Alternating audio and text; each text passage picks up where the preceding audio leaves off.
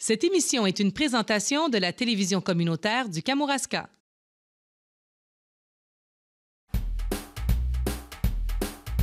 J'étais venu en touriste, mais je n'avais pas calculé le risque, celui de tomber en amour. Oh, Kamour, amour, amour, Kamouraska. Oh, Kamour, amour, amour, Kamouraska. Cette semaine, à Plaisir d'été au Kamouraska, je vous parle de fleurs et de plantes. Je me rends au Jardin floral rencontrer le chargé de projet, Daniel Parisien. Et par la suite, je me rends à la Société des plantes du Kamouraska, rencontrer Patrice Fortier, que vous avez peut-être vu dans Le Sommeur. Bonne émission!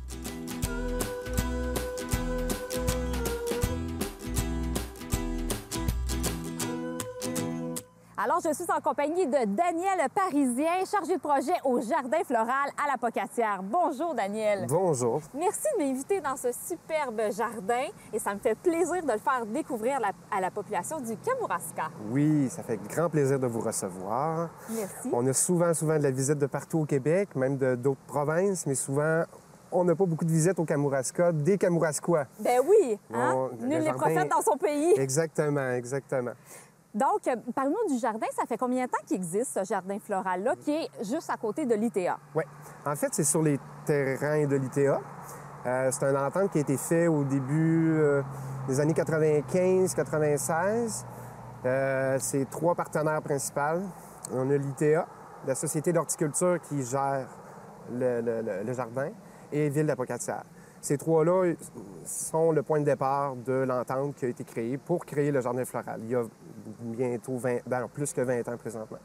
Mais l'objectif, c'était pourquoi qu'ils voulaient créer un jardin comme celui-là en plein centre de la ville de la Pocatière? La Pocatière est considérée comme le berceau de l'agriculture à cause de l'ITA, qui est la première école d'agriculture au Canada. Donc, c'est un peu l'idée qui est partie un peu de là pour la Société d'horticulture.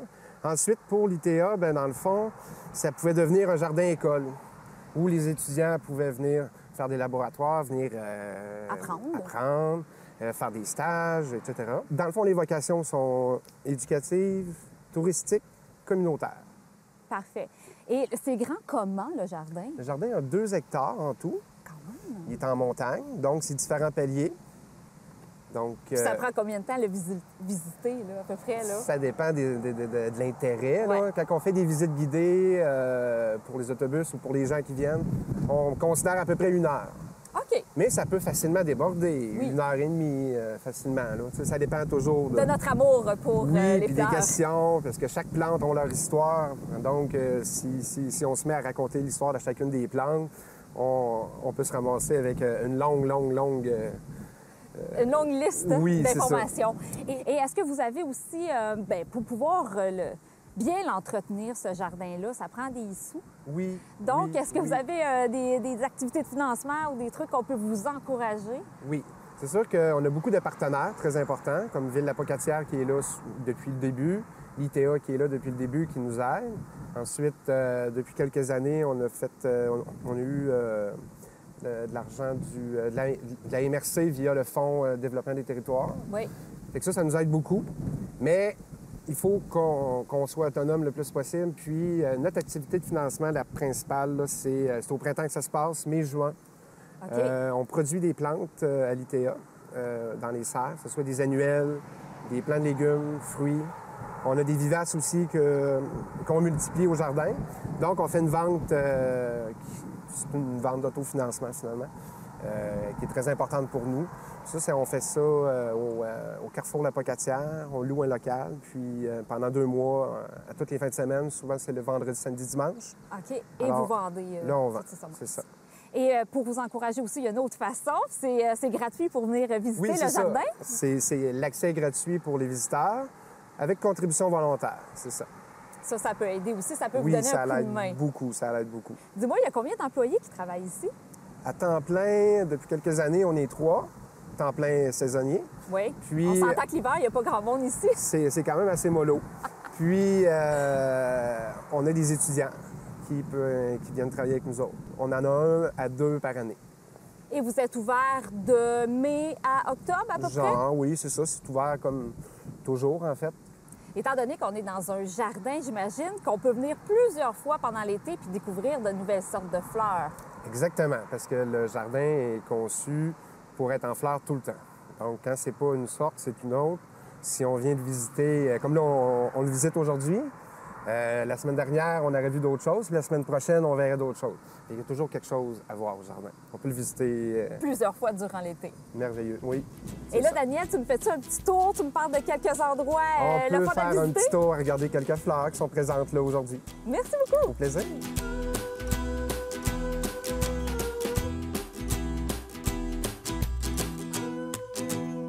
Là, Daniel, tu nous amènes devant des superbes fleurs. C'est quoi la sorte? C'est en fleurs depuis quelques semaines. C'est très, très beau.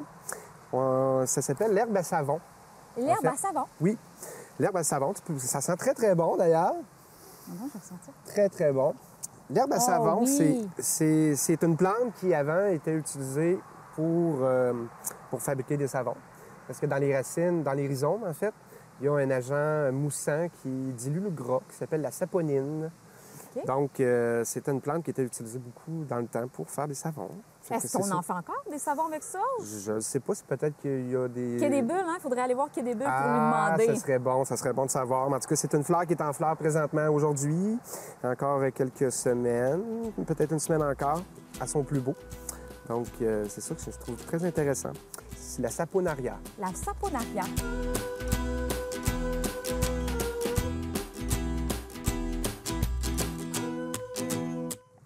Là, Daniel, là, il y a vraiment une belle petite chute. Je pense qu'il n'y en a pas juste une ici, hein? Non, les chutes, il y en a 3. 3? Oui, celle-ci part complètement en haut. Il y a différents paliers. OK. Puis, elle passe à travers le jardin amérindien, entre autres. Puis, c'est ça. Puis, il y en a 3 en tout et partout. Il y a vraiment un ruisseau OK. qui est moins cascade un peu, là, comme celui-là. Puis, ça a tout été créé, ça, dans les premières années du jardin. Puis, Ça l'ajoute un côté bucolique hein, au Oui, jardin. oui, C'est puis- beau. Tu sais, le jardin floral, c'est la découverte des sens. Hein? C'est pour ça que tantôt, on sent les fleurs, on regarde les fleurs, puis on écoute. On écoute. C'est merveilleux. L'eau qui coule. Oui. Puis t'as des Alors, belles fleurs aussi. Oui, là. regarde, comme ici, présentement, on a la Ratibida pinnata. Répète-moi ça, s'il te plaît. Ratibida pinnata. Tu peux pas répéter. oui, ça ressemble à des grosses marguerites. C'est très haut comme fleur. Oui, c'est vrai. C'est des fleurs qui étaient utilisées pour les Amérindiens. Ils faisaient de la teinture avec ça. La teinture, qu'est-ce Oui. que tu veux dire? Ils prenaient le jaune des pétales? Oui, puis ils trouvaient une recette pour faire de la teinture pour teindre les vêtements. OK.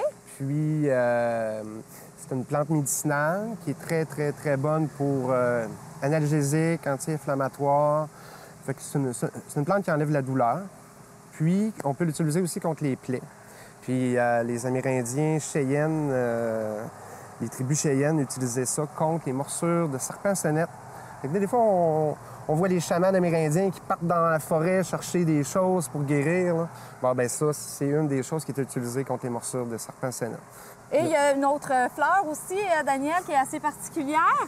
Ah, ben là, juste à côté de nous, on a la grande au nez, qui est une plante encore très, très utilisée par la médecine encore dans le passé, puis encore aujourd'hui. Très belle fleur avec les pétales très, très minces. Qu'est-ce qu'on peut dire sur cette plante-là? C'est une plante qui est considérée comme une plante avec un grand pouvoir de purification. C'est une plante qui peut stimuler l'imagination. Donc, c'est une plante qui peut être consommée par les artistes. Et, De quelle façon? Peux-tu dire? Je sais pas. Puis, Tu veux pas te faire vandaliser? non. Puis, c'est une plante aussi qui avait réputation de traiter la folie douce. Ah, pour les gens turbulents un peu? Oui, c'est ça, ceux qui sont un peu cinglés, comme on dit. OK. Donc, Tu l'as c'est essayé? ça. Oui, puis ça fonctionne très bien. Depuis ce temps-là, je me sens mieux. Non, mais c'est une belle plante aussi. C'est une plante Qui est très haute, hein? Oui, puis c'est une plante qui a comme été oubliée dans les jardins, puis est pas en voie de disparition, mais disons qu'on en trouve de moins en moins à l'état sauvage. Et son nom? Inula, c'est la grande au nez.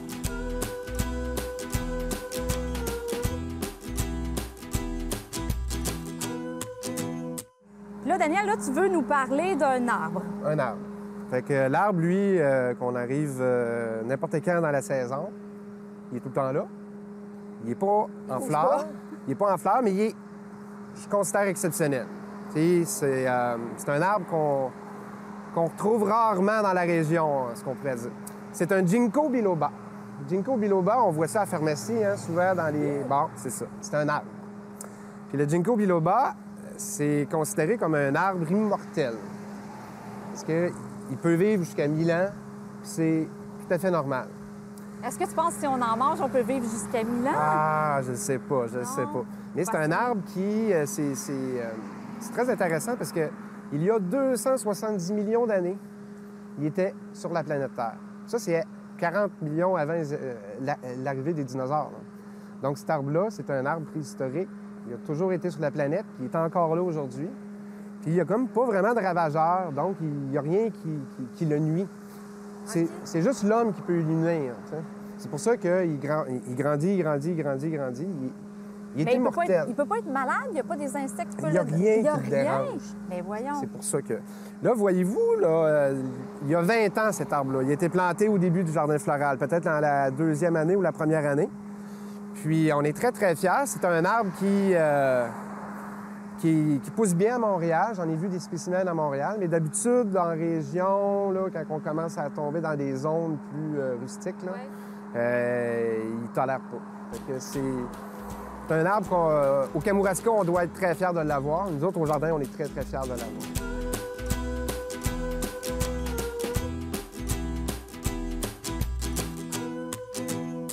Là, Daniel, c'est une étendue de belles roses ici. Super roseraie. Super roseraie, oui. On a 60 variétés différentes. Ouais. Puis la roseraie est belle à partir de l'été jusqu'à l'automne parce que c'est toutes des variétés qui sont à floraison remontante, ce qu'on appelle. La plupart des rosiers vont faire une floraison, après le cycle est terminé. OK. Tous les rosiers ici, ils font leur cycle. Mais ils continuent toujours, jusqu'à temps que ça gèle. Fait qu'on peut encore voir des roses ici début octobre, tant que la gelée n'est pas arrivée. C'est des variétés qui ont été développées par Agriculture Canada. Puis il y a la série Explorateur, série Parkland, série Artistes canadiens. Série Artistes canadiens, c'est une série qui a été faite il n'y a pas si longtemps. Puis on en a introduit, nous autres, l'année passée, à l'intérieur de la roseraie pour la compléter. Au jardin floral, on a 500 espèces identifiées. C'est comme un jardin botanique, à quelque part. T'sais, on arrive, puis bon, on peut savoir que celui-là, c'est le rosier qui s'appelle Royal Edward. Celui-là ici, ben, le Morden Amorette. Très, très, très, très beau. Il garde incroyable, là. Ouais, ça, c'est vrai, ils sont vraiment très jolis.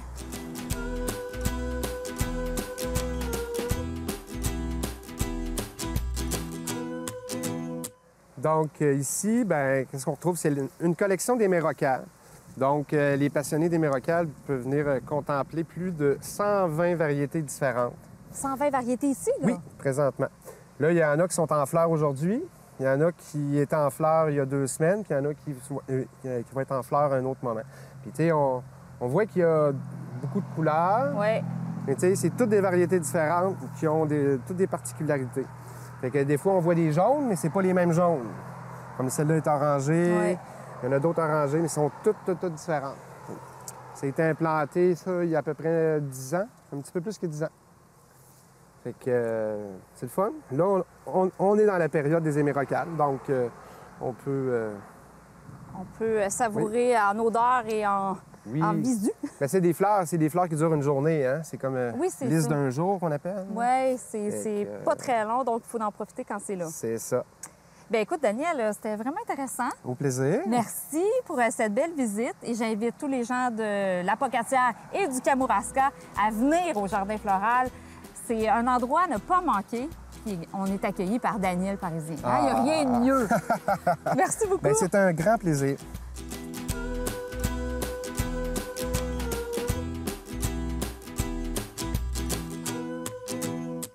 Je suis rendue à un endroit que ça fait vraiment longtemps que j'avais hâte de visiter, la Société des plantes située à Kamouraska. Et je m'en vais rencontrer son propriétaire, Patrice Fortier.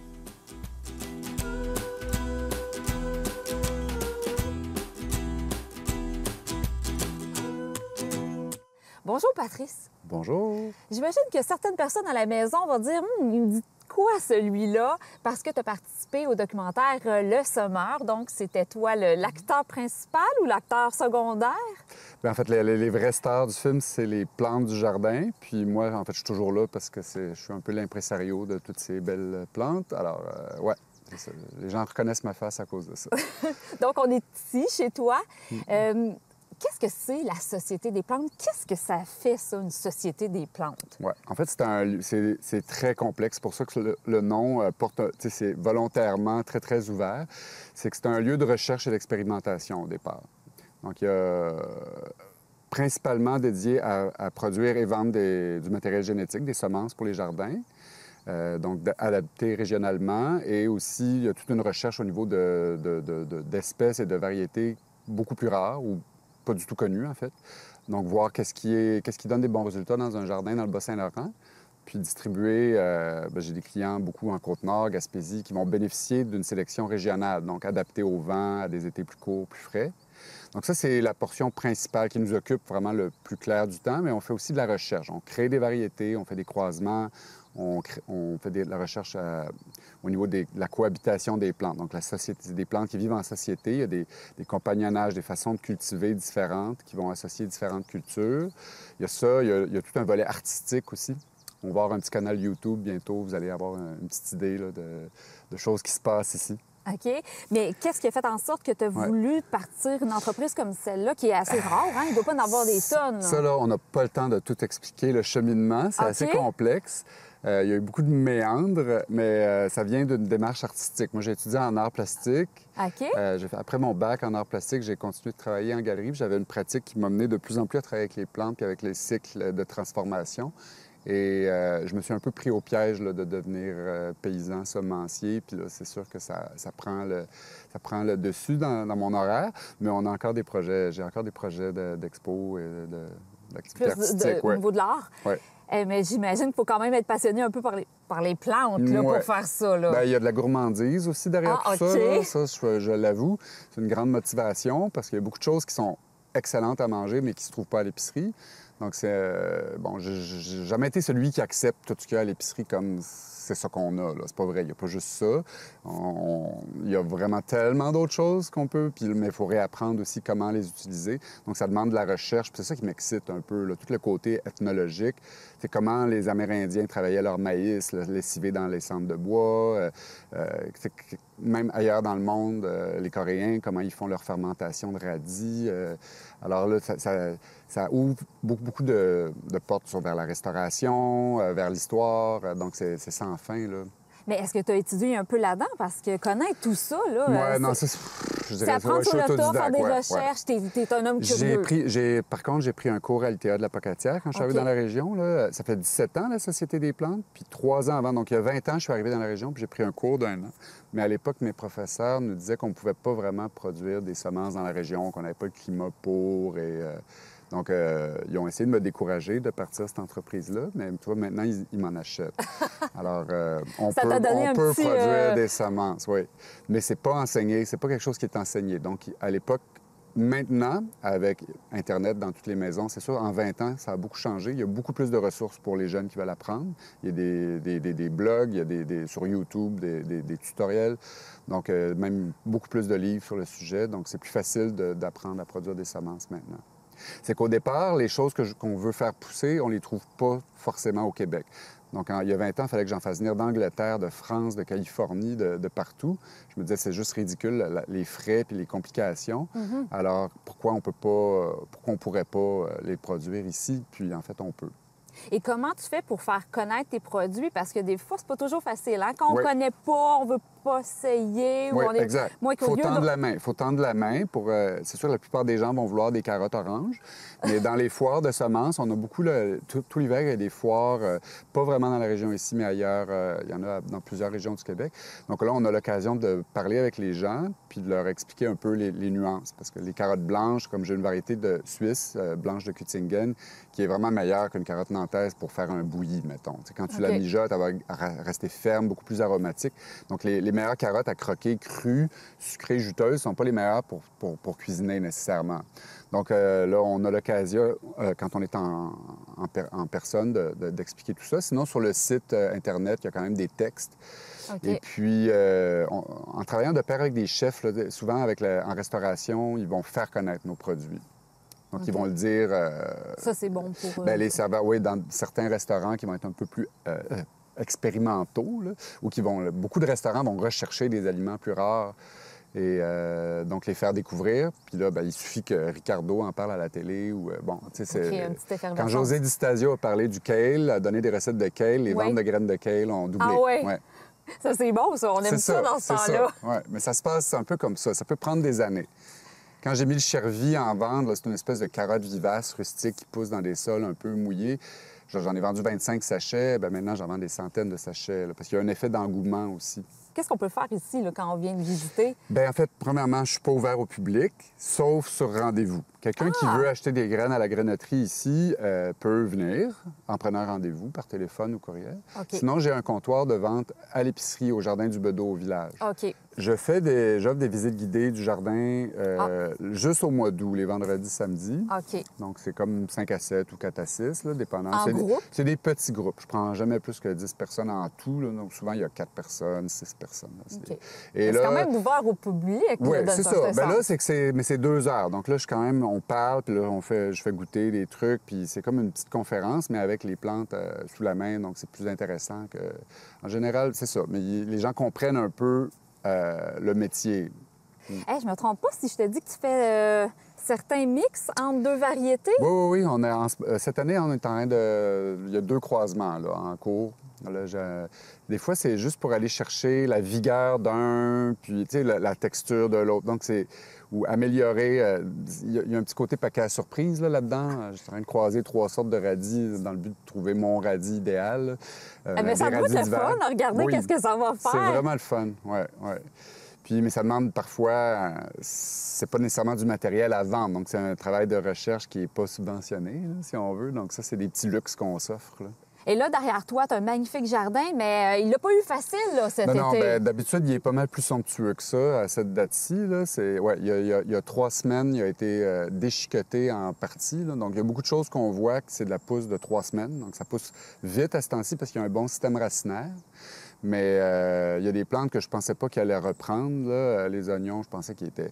Les feuillages étaient criblés. Puis vraiment, le jardin m'épate dans sa façon dans sa résilience, là, sa façon de reprendre du poil de la bête, là, si on peut dire. Puis d'un autre côté, faire ce métier-là, c'est ça aussi, hein? C'est le climat, tu peux rien faire que, accepter un peu le malheur qui s'acharne sur ton jardin. Mais est-ce qu'on est un peu découragé quand ça nous arrive, là? Non, mais sur le coup, j'aurais pas voulu que vous veniez filmer le lendemain matin. Non, j'imagine que non, mais c'est un moment de découragement. Non, je t'ai démoli, mais c'est ça, on est passé par-dessus.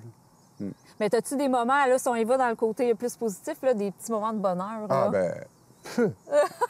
On en a-tu des moments de bonheur? Non. Jamais j'irai travailler ailleurs. Là. On est bien ici. Écoute, c'est un lieu privilégié. On a une terre extraordinaire au bord de la rivière, les oiseaux. Non, c'est un lieu... À Kamouraska, quand même. Puis, c'est ça. On choisit mes horaires. On fait ce qu'on veut, en fait. C'est juste que il y a beaucoup de choses à faire. Oui, c'est ça, on ne chôme pas. Ouais. Écoute, c'est vraiment super intéressant. Je suis sûre que j'aurais pu faire une émission d'1 heure avec toi, Patrice. Mais on va aller visiter un petit peu tes jardins. Puis montre-nous un peu les endroits là, chouchou que tu aimes particulièrement. Oui. Il y en a un juste là. Mais ça sera pas trop long pour toi, Simon. Ouais.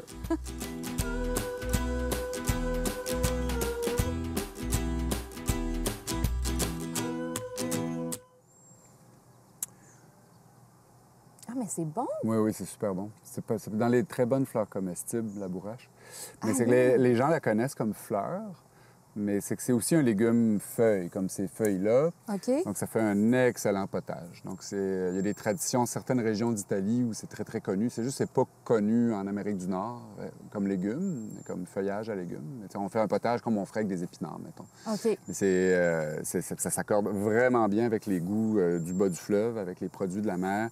Et c'est juste ce genre de plante comme je dis à mes clients, tu achètes le sachet une fois dans ta vie, puis tu peux en avoir pour la vie, là, parce que c'est une plante qui a tendance à se ressemer beaucoup d'elle-même. OK.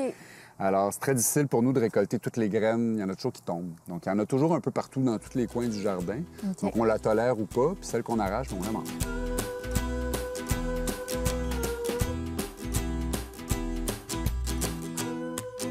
Donc, c'est un oignon de conservation qui est vraiment en forme de cuisse de poulet, qui s'appelle la cuisse de poulet du Poitou. Et en fait, qui aurait été apporté par des gens d'Europe de l'Est dans le Poitou. Tu sais, les noms des plantes, des fois, on peut rechercher plus loin que leur nom. Ils ont sûrement un autre nom dans leur pays d'origine. Donc, c'est un oignon qui peut devenir aussi gros qu'une cuisse de poulet et qui va vraiment à la fois se manger grillé comme une cuisse de... On peut le griller sur le barbecue, là, comme une cuisse de poulet végétale, mais c'est un oignon de conservation, en fait. Donc, il va se conserver très bien tout l'hiver. Puis, donc, pour faire la graine d'oignon, ça, c'est des oignons pour faire la graine l'an prochain. Donc, il y a beaucoup de plantes, des racines dont la graine se produit sur 2 ans. C'est des bisannuels. Donc, les carottes, les betteraves, les oignons, ça prend 2 ans au complet pour arriver à la graine.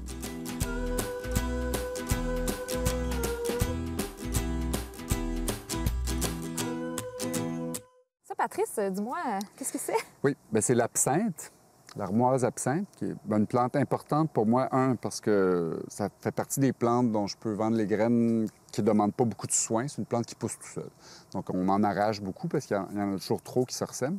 Mais c'est le fun parce que là, dans la région, il y a aux distilleries du Roi, là, à Saint-Arsène, qui produisent leur absinthe et puis là, dont les graines viennent d'ici. Donc, ils procurent leurs graines, ils font pousser l'absinthe. Eux-mêmes. Okay. C'est vraiment facile à faire pousser l'absinthe.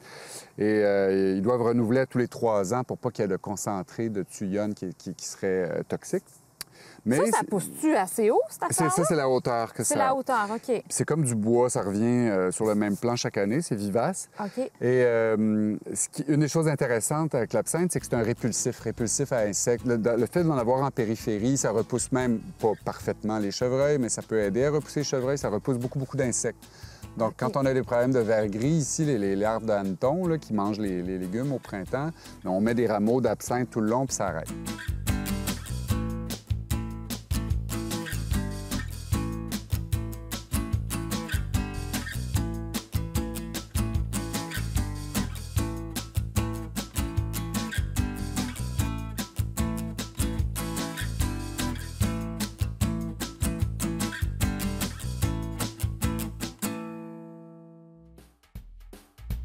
J'étais venu en tourisme, mais je n'avais